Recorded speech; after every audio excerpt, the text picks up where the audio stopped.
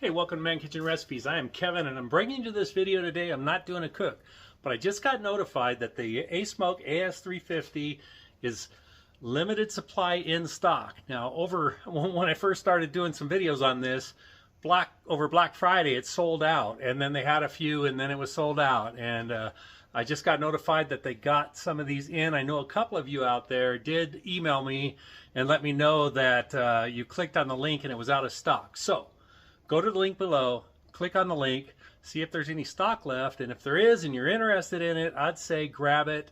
There's a $100 coupon you can clip. Just check that box. It'll take $100 off, which takes it down to, I think, under $270, something like that. This ASMOKE AS350, I do really like this, and I do have a video coming up in about a week or less that I'm going to be using this on. So this is just a quick video. Show you some of the cooks I've done on it. Okay, this was a corned beef brisket. Check that out. Came out perfect. Tasted amazing. Here is a brisket that I did on it. Man, look at that smoke ring. I did a whole chicken.